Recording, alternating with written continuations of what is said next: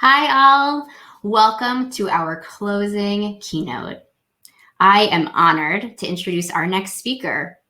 Aniyia Williams is a principal on the responsible technology team at Omidyar Network, which works to help the tech world live up to its promise of changing lives for the better. She also previously founded Black and Brown Founders, a nonprofit helping Black and Latinx entrepreneurs launch tech businesses, and is the co-founder of Zebras Unite. Aniyia is a convener of the Black Innovation Alliance, co-founder of the Firefly Alliance, and founded the fashion tech company Tinsel, which invented the world's first audio necklace.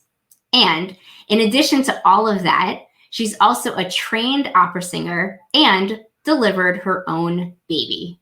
Welcome, Aniyia Williams.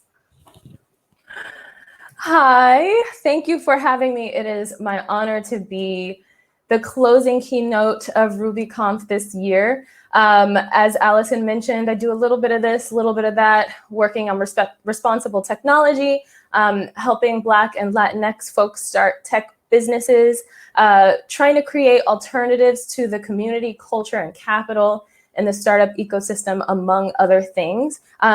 Today's closing keynote is going to be my 5 rules for building the future.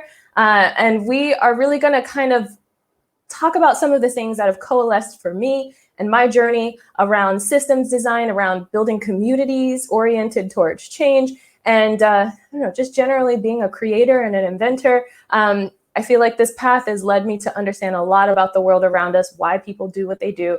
And so let's just get into it. All right, so rule number 1, fuck the status quo. By many indicators to gauge the state of the world, America is in a really rough spot right now. Income inequality is at its highest that it's been in 50 years. The national birth rate has fallen to a historic low. The US is the richest and most powerful country in the world, yet life expectancy has consistently declined in the last 6 years due to drug overdoses, suicides, obesity, and alcohol-related illnesses. Today, 4 out of 10 Americans don't know where their next meal is coming from. 36 million adults in the US lack the basic literacy skills needed to sustain employment. At least 63 million Americans have been exposed to unsafe drinking water in the last decade. Climate change has become a clear and present crisis. In the US alone, the cost of climate-related disasters has topped $525 billion in the last 5 years. And in case you missed it, we're currently living through a global pandemic that has given millions of people a disease for which there is currently no cure and killed 250,000 people. So, as of today anyway. So we're really experiencing a reckoning, guys, and something has got to give. This image is a political cartoon by Benjamin Franklin from the late 1700s, basically kind of like an OG meme, right? It really became a symbol for the Revolutionary War back then. And it's something that today really evokes this kind of feeling of radical American patriotism. But if you flip through the pages of history, you will find that the truth is not all that it seems. The greatest revolution that this country has ever seen was ultimately not necessarily a war for freedom. It was a war for wealth. It was more or less a rich white man's revolt. And now don't get it twisted. I love being an American. I love living in this land, which is why I will fight to keep it getting better every damn day. And the best place to start is from a place of truth. The truth is, in colonial times, we imported autocracy, transformed it into oligarchy, and branded it as democracy. The truth is that we live in the land of the free, but it has yet to make good on its promise, and that promise was disingenuous from the very beginning. The truth is that so much of class, race, and gender struggles point directly to business as a source. And the truth is, this is now our way of life, and we've gotten really comfortable with the way that things are. We are highly adaptable beings, and if you raise the temperature gradually enough, you can get used to hell without even realizing it. So it's just easy to get really comfortable with things that are wrong. But here's the problem with comfort. If it's all that you ever look for, then you will never find truth. Greatness doesn't come from staying in your comfort zone, and change is going to happen anyway, with or without you. It's not easy, but the more that we resist change, the more pain that we experience. And having the ability to grow and change, especially yourself, is everything. So, fuck the status quo. You can make a choice today about what role you're going to play in the future. At the most, will you be a leader of change? And at the least, are you going to be able to keep up? Rule number 2, we must reshape the role that markets play in our lives. And when I say markets, I mean how we buy and sell stuff, right? So a moment ago, I said that many class, race, and gender struggles point to business as a source. And that is because throughout history, we've continuously fabricated social reasons to justify the immoral behaviors of business, right? So slavery, genocide, health crises, senseless gun violence, just to name a few. You can trace almost all of it back to a small group of people who want to make money. In a world where almost everything is for sale, money begets power, and power corrupts people. Also, in a world where everything is for sale, money decides life and death because it becomes a means of survival. And as the wealthy get wealthier, people on the bottom end of the income scale are stuck, running in place, or even worse, getting caught in that undertow. So before COVID, we had record low unemployment rates, but wages couldn't keep up with the basic costs of staying alive. Today, a total of 21.1 million Americans are receiving unemployment aid, and about 12 million Americans are set to lose these necessary benefits the day after Christmas this year. So eventually, all of these things, they become problems for the rich too. Wealth can only insulate rich people from instability for so long, and at some point, you have to care, even if it is not out of compassion. It's more expensive to ignore inequality than it is to fix it.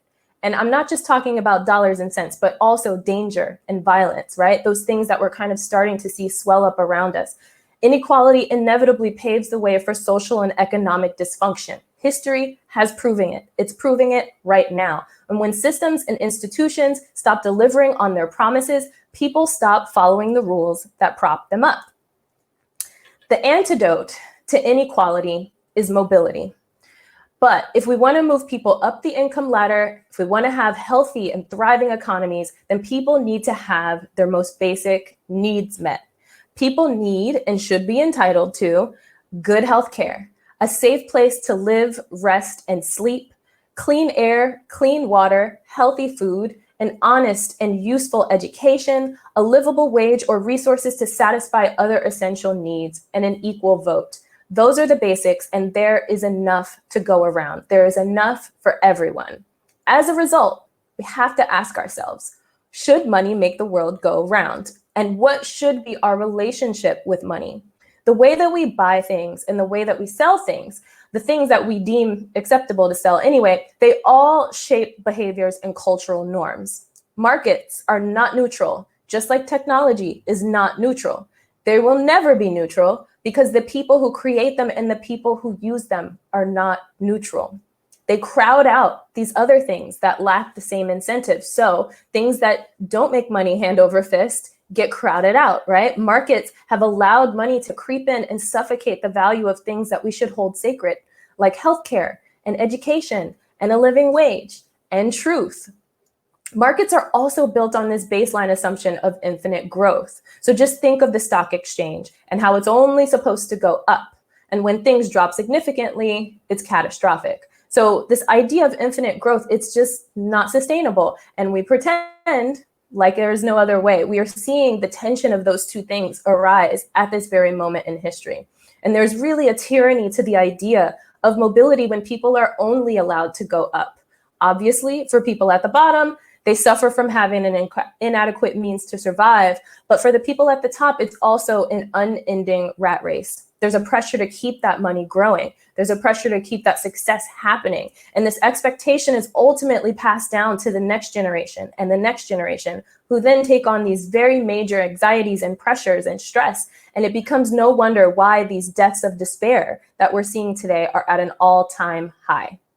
So that means that we need to have systems that kind of presuppose that people are going to go up and people are going to be going down. And it has to be okay for both, right? So having that floor there will help us hedge against that. So as long as those basic needs are covered, people can lead happy lives, because the truth is that a person's quality of life is actually best measured by the quality of their relationships. And I'm paraphrasing the famous therapist Esther Perel here, who says that the bonds and the connections that we make with other people give us a greater sense of meaning, happiness, and well-being than any other human experience. Nowhere in there do you hear the words money, wealth, or business. So rule number 2 is to reshape the role that markets play in our lives. We have to recognize the moral challenges that they pose and continuously make adjustments. And we have to untether someone's worth or their value from how much money they possess, and instead tie it to what they do to contribute to our collective goals, to the common good. Which brings us to rule number 3. Let's design with human nature in mind. Humans are highly corruptible, and I believe that that boils down to survival. Our instinct to survive is a very, very powerful one, and we all have the capacity to be both good and bad. That is what has allowed humans to make it this far in evolutionary history, right? Because natural selection does not give a shit about values and morality, and those things are subjective anyway, right? They shift over time.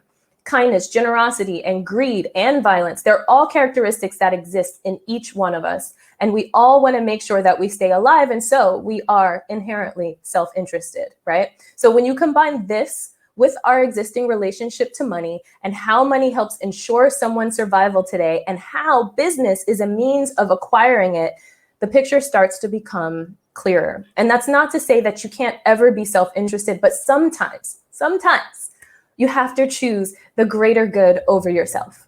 My bet is that knowing our limitations is half the battle, and that having purpose and accountability is the other half. So while I'm just one person who's good, altruistic, all of those things, I'm also inherently flawed and ultimately self-interested, right? And so what it is that my connection to others, right, my community, that is what allows me to become the person that I want to be. That is the person that allows, that is the group, that is the thing, that is the mechanism for accountability to make sure that I am living the truth of who I say that I am, right? So that is the beauty, that's the trust, that's the responsibility, that's the honor of the human experience. And it lies in having a trusted community around you that serves as your mirror. And how you then respond to what they reflect back to you is up to you. So I believe that many of us can come together, redefine the rules of how our world should work, and use our collective power as a tool for changing these other systems that are just not working for us anymore. But we have to redesign things with an aim to divest from the winner takes all and the zero-sum culture that centers us today. So as the political philosopher Michael Sandel says, people should be able to truly rise as far as their efforts and their talents can take them. That brings me to the end of rule number 3, design with human nature in mind. It's the only way for us to design and create a considerate society where, I don't know if it's capitalism or something else that we move behind it, but it is one that has agile systems that can move and adjust with very quickly changing times. It's one that allows us to try things that we know are equally as likely to fail as they are to succeed, and it's one that has a response for either outcome. It's a society where there is a flexible process that allows us to experiment and to iterate over time, just like we think about our product development that we're working on every day. It has solid feedback loops. And based on what we learn, we can make decisions around growth, we can make decisions around repair, and we can decide if we need to scrap things and start over. We know what our limits are as humans, so we need to take a pragmatic approach if we really want to distribute power and resources equitably. And that pragmatism should guide us to maximize satisfaction for ourselves while we minimize suffering for others. And that brings me to rule number 4. Seek to minimize harm. Humans are guided by this morality, right? Like kind of a moral language, this innate set of rules that helps us shape what's right and what's wrong. And this isn't just about what's right and what's wrong, though, because as I mentioned, there's always going to be evil as long as there's good. And each of us is capable of both, right? Depending on the circumstances. And that line of morality, it's shifting over time. It's changing as our culture is changing. And so what this is actually about is also just understanding what is effective and what is ineffective at achieving our goals. But first, we have to define those goals. And in order to do that, we have to talk to each other. So we really also have to create these spaces for honest and authentic conversations on today's pressing issues, because we can't solve problems that haven't been acknowledged. And the first step is admitting that you have a problem, right? So if we want to continue our species into the future, then the community has to sometimes come before individual needs.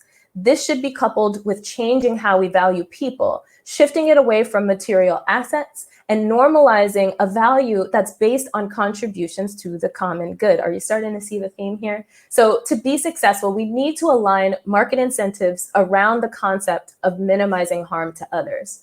And not just here at home, but also globally. We have to own the repercussions of what we do. And when our innovations create problems, we should be expected to repair and fix the harm that we've done. We should be willing to be held accountable. But here's the thing. As humans, it is really hard for us to apply the same level of consideration to other people outside of the people that we actually know. This is one of the biggest challenges of our time because we have to. We're all connected. And so the future, it requires us to be able to look beyond ourselves at the bigger picture. I know for me personally, my vision for a better future is one where people are committed to their personal growth and doing something to improve the lives of the other people who need help. It's one where people are trying to preserve genuine goodwill in our common spaces and in the public square. It's one where people are satisfied with enough and don't want to take from others without a willingness to replace it with something that's equally useful. And it's one where people's needs are met so that they can have the same level of safety and comfort as their neighbor. So we need to explore a world where we build businesses and we build societies in a moral and socially accountable way. And we need to allow more people to have a crack at doing it. Which brings me to the final rule. Figure out what role you're going to play. Think of changing the world as changing your world. Solve problems for the communities that you have meaningful access to, or support the people who are already doing the work. Because no one likes it when a stranger comes to town giving you Ivy Tower solutions, right? So like I said, start with yourself and what's close to home. And when those problems feel too big and overwhelming, focus on what you can handle. Lower the stakes. What can you consistently show up and do? Master that and then grow from there. Commit to a lifetime of learning. Be curious, be open, be flexible, be willing to admit when you're wrong, be willing to admit when you don't know. You won't get things right every time because none of us do. So you can join a community that's aligned with your values. You can respect that community. You can be useful to that community. You can protect that community. Preserve whatever it is that makes that community meaningful and valuable to its members. Create a foundation of mutualism and collaboration, and put that to work on the problems that you think you can solve. Figure out what role you're going to play because we are the saviors that we have all been waiting for. Now, here are a few things that can help you on your journey, right? So one is to really define your why, right? Simon Sinek says that our why never changes, but our how and our what may change. So understanding what your why is really key. Who are you? What guides you? What motivates you? What do you draw on when you have to make hard decisions? What kind of legacy do you want to leave behind?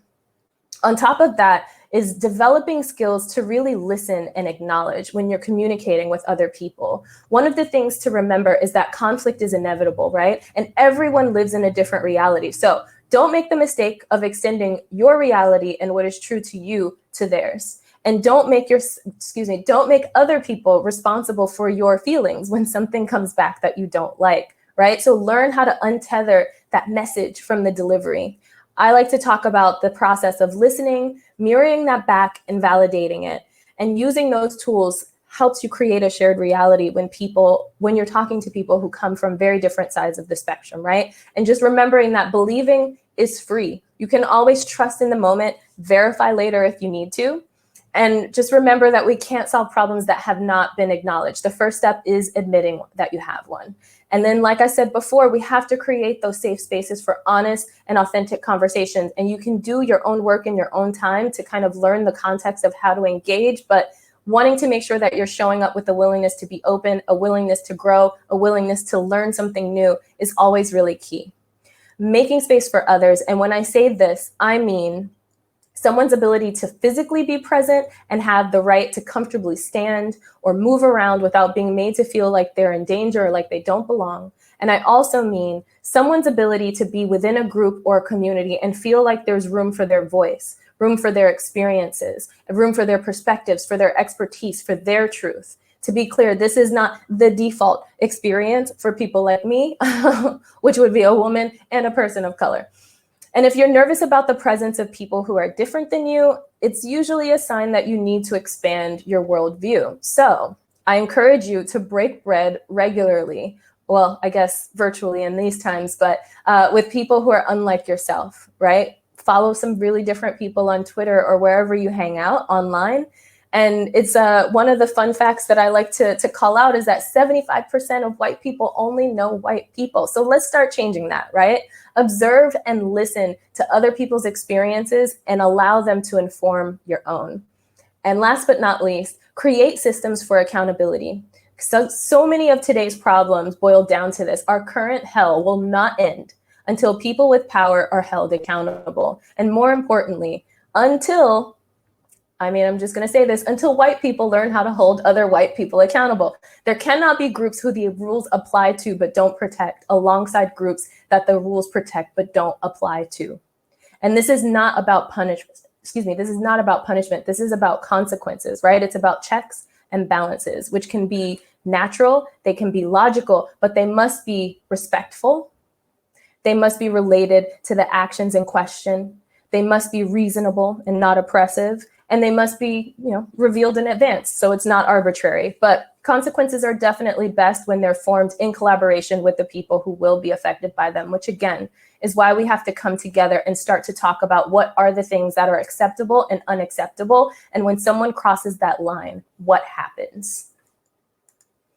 And remember this, again, as I said before, conflict is inevitable. What really matters is what you do to respond to it. So your aim shouldn't be to avoid conflict and, also not stirring it up unnecessarily, but you should but it should be really about how do you respond to it when it happens, right? Or how do you know what to do when it does happen? And to give you an example of conflict's inevitability, I am married to a wonderful, wonderful person. And if I could wave a magic wand and never have a fight with my husband for the rest of my life, I would totally do that.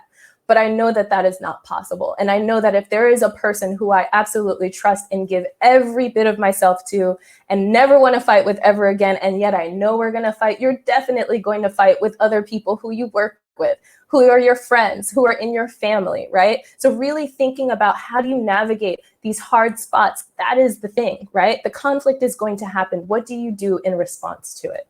So, and it's also a very necessary part of that, of the process. As you could see, this is kind of the different zones of learning and pushing yourself out of that comfort zone. That's when growth happens. And that is how you level up. So to sum it all up, our 5 rules for considerate capitalism or for building the future, right, is to create these conscious societies. And we want to make sure that we're starting from the basic foundation of who we are, humans. We're sophisticated animals, but we are still that. We are animals, right? We're constrained by the limits of the stuff that we are physically made of. Our minds make us exceptional, but the power and the systems that we've built around us are currently exploiting the worst parts of us in order to collect and hoard money and power. So in order to neutralize all of these things that are creating this culture of fear around us, it means that we have to change our relationship to money. It means that we have to change our relationship to other. It means that we have to change our society so that our survival doesn't depend on these things that are going to pit us against each other. Because as long as that's true, we are all going to continue to suffer. So as you think of your place in all of this, I have some homework for you, is to go and download this deck from my website. And on there, you'll see aniyia.com/rubyconf. You can download this, share the wealth. There's a lot of articles there for you to read, catch up, learn some more, find me on Twitter. I'm happy to answer questions. In fact, we're going to get into some questions right now. But thank you so much for joining me today. All right, thank you. So feel free to put your questions into the Ask a Question area. We already have a number of questions, so we will start with the one's been uploaded a few times. Where can people get your necklace? Oh, good question. I actually custom made this necklace, but I was hoping to be able to get them out there into the universe. If you go to my website and just subscribe, once I am ready to, because I'm basically going to just make them by hand. Once I'm ready to start dishing them out, I will definitely email that group of people. So just go to my website, aniyia.com. All right. Will capitalism allow for evolution? That's a good question. And like someone I saw, like the comments have been going so fast that I haven't been able to like see all of the things people are saying. But I did see someone say something about like the term considerate capitalism is like nails on a chalkboard. And I know like I actually have had my own evolution with that and this talk over time. And like full disclosure, that slide slipped through without me updating it because I now also hate that term as well. Because I think that what we're looking at, I'm not even sure where we're trying to go if it is capitalism. I don't know if it's socialism. I don't know what it is. I feel like it is a thing that has never existed in the history of humanity. And I don't really fucking care what we called it. But I would say that the way that capitalism exists today, I don't know if it can evolve in its current format. I think that what we are talking about is it's an evolution of people. I don't know how we want to characterize the system, but I know that capitalism in itself, as I have seen it, and as we have seen it play out over time, is one that's always still very much built on a model of exploitation or of some group of people taking more than they put in. And I think that as long as that imbalance exists, we're always going to feel this tension. Thank you. How do you get white people to realize that they need to hold other white people accountable and to actually do so? That's a good question. I'm going to try to answer that as a non-white person, right? Because I'm not a white person. But I think of just in general, how do people try to get other people to hold themselves accountable? I would say like one way to think about it, there's the self and then there's like the others. I feel like there is something that's really special that is happening where folks kind of get to see someone who they trust or someone who inspires them model the kind of behavior that they have been sort of looking to rise into. There's something to be said about us having examples of really good leadership across the spectrum, regardless of what cultural background that person comes from. And those stories being told and those role models kind of being lifted up in society compared to, I think, a lot of what we see today. But when you think about the journey of self, which I talked about a little bit in that conversation, and I didn't really dive into this, but there is, and actually on that page, my, aniyia.com/rubyconf, there's a link on there to a Twitter thread that I have that actually talks about mechanisms for accountability. And I really do believe that there's these two parts of it. I think half of it is all of the things that you understand about yourself, about your purpose, about who you want to show up and be in the world. Those are the things that you get to decide. And you get to have some kind of sense of whether you're doing that or not. But you can't get 100% of the picture, right? To get the real, like, highest fidelity idea of whether you are who you think you are is also to get the feedback or get the signals from people around you and them also confirming that that is true. So obviously we're talking about a group of people who you trust and a group of people who know you well. Ideally, this is also a diverse group of people because the more diversity that you have around you means the more perspectives, more world experiences, the more realities you get to kind of fold into your understanding of the world. It's basically like we all have a mental model in our heads of how the world works, right? And I think about, the things that kind of contribute to, white supremacy. We talk a lot about that today, right? That's as an issue. And one of the things that I think is really interesting about white supremacy or even characterizing like whiteness as a culture is that it's characterized by having like an incredibly narrow view of the world. It's characterized by seeing things through a very, very, very specific lens, and it's about control, and having everything around it kind of needs to fit in that band. And anything that does not fit in that band is instantly, antagonistic to it. I would flip that on its head, right? Like, what does the world look like when we move from control to empowerment, and when we have an understanding of all of the different experiences and all of the different ways of being, and that is possible and actually does exist in this world. Like, we end up with a higher fidelity model of how the world works, how people think, and it allows us to show up in that world in a way that allows us to navigate and move around it and create solutions for it in much more effective ways. If that makes sense. Thank you. Yeah. Yeah. How should we prepare for the unintended consequences of making big but necessary social changes? Yeah. I think that the first part of it, and like, I don't know the full answer to that question, because I think that really the end of it is something that gets decided by a group of people, right? Like, as big of a group of people as possible. And I find myself nowadays also answering that any question related like to this in a way that is maybe unsatisfying for a lot of people, because it's like, I can make up an answer to that, but I don't know that I'm the one that should decide, right? Like, that's kind of the point, is that it shouldn't just be on one person to decide some of these things. It should be a critical mass of people who show up and decide together what's the right thing for the moment that we're in today. But that is to say that we're going to make some bets. We're going to try some stuff.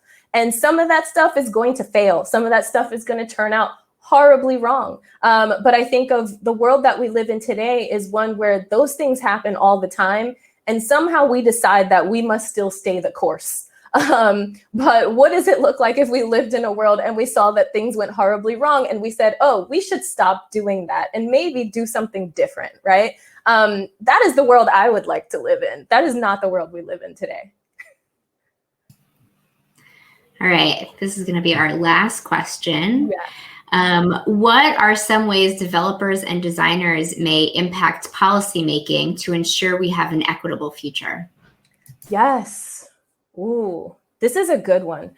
I don't know about policymaking in particular, but I think what it is that, like, it's not a direct, I don't think that it's like a direct, like, one-to-one kind of like connection. The thing that I think about, like, both as a person who, is sort of a quasi designer, like I have made and designed products personally, is around like the thing that we do shapes culture. I think that is a really important aspect. I think of how everyone who I imagine is attending RubyConf, right, building products and building and contributing to the foundation of software in many, many ways, is making an impact on not only the culture of the people around you, but ultimately the culture and how those things get used, right? So us as creators and us as designers, we are actively, whether we want to acknowledge it or not, we are actively having an impact on the way that someone who we will never meet is going to experience the world, or experience a product, or experience the world as a result of a product that we had some hand in building, right? So when I think about that, I think about our ability to shape culture. Culture is the thing that I think actually ultimately helps like discern what ends up becoming policy. And so I feel like culture is something that moves at a much quicker pace than policy. And I think that policy is designed to respond to what people are doing out there in the world. And so sometimes there's kind of obviously like a push and pull, but I think about today even, and how we see some of the tensions that are arising around us, existing around us, and actually like kind of at a fever pitch. And I realized that there are the way that things work in the systems that have been there are institutions, right? Government, banks, business, whatever you want to call it, all of those things, they function in a way. And then there is the way that people function outside of that. And we have very much kind of gone along with the plan. I think a lot of that depends on trust. It is based in an assumption that those institutions are serving you and have your best interest at heart. And so you go along with the rules of the game and you do what you do, and everybody kind of moves along. But we're at this place where there's a big question, a big tension, where those institutions are no longer serving us. And I think that part of where we are is deciding do we still go along with this or not? And if we don't, what are we doing, right? And so in that case, I think that, the way that those two things play together is one where folks who are going to continue, I'm going back to the thing that I was just saying before, like folks who are going to continue to push on these things, who are going to actually just start doing the thing that like, this is actually what it should be. If you get enough people, because I think the other thing that's worth mentioning is that we live in a really interesting time where we're watching power move from these very hierarchical structures to distributed networks. And there is like a way that organizing and people mobilizing as groups is easier than ever. It's also harder than ever if you kind of account for the sort of misinformation and a very disordered information environment. But if you can find your tribe, right, and your community of people who you trust, and those people start to come together and you start to make decisions about what's a shared goal that we're all working toward, and everybody starts to swim in the same direction, like it absolutely starts to change what happens over here. It neutralizes some of the imbalance of power that happens. And also we start to model what the society should actually be like. And when those things see that working, and we have the numbers and we actually have our own power that we have created, like that is where things really start to shift. So I'm excited about that. And I love just kind of talking about this and working on this with other people. I feel like the magic is in people coming together and deciding to work on a shared goal and doing the shit. I love it. Nice. And I have some good news. I was a little mistaken on our time, so we have time for a couple more questions. Let's do it. Such deep respect for your thinking and praxis. What are steps we can take or resources we can leverage to sharpen our thinking, value clarity, and sense of justice in the Cornell West sense? Well, I have a bunch of links on that page that I mentioned before that can take you down a pretty deep rabbit hole. I feel like the biggest thing like you can do today is to make a commitment to a lifetime of practice. Like it is seeing everything that's happening in this moment. And I know that we all have this desire to just like make that pain go away. But the reality is that we are defined by pain. It is what really shapes us into who we are. And so I think that we should really take these lessons into something that is going to transform us into who we plan on being until the day we die, and who we are going to also try to pass that off to carry that torch. I think that is where a lot of balls have been dropped that led us to the moment that we're in right now. So that's the first thing. And then, like I said, I would definitely check out some of those resources. Some of the things that I really love to watch, read, listen to, the Scene on Radio podcast, I talk about that a lot on my Twitter. The current season 4, about the land that never has been yet, talks about American democracy and these kind of anti-democratic forces, which I think are interesting, and also an examination of who we are and who we have been and who are we trying to be. There's also a season 2 on there called Seeing White, which examines whiteness and also kind of, I think, gets us to sort of grapple with some of the decisions and how humans, and particularly in American culture, we've been directed to kind of make some of the decisions that we are and how we got to where we are today. And then basically anything by Michael Sandel. He's a Harvard professor.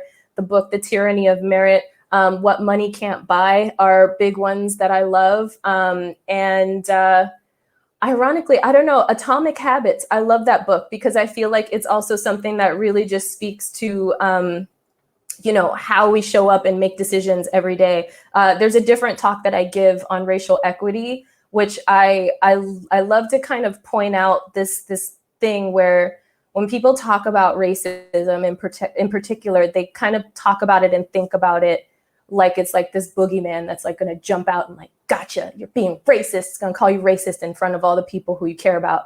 But the reality of it is like racism does not really work that way, right? Like racism is something that it tinges like the decisions that you're making every day, right? Like these small decisions that add up to bigger things.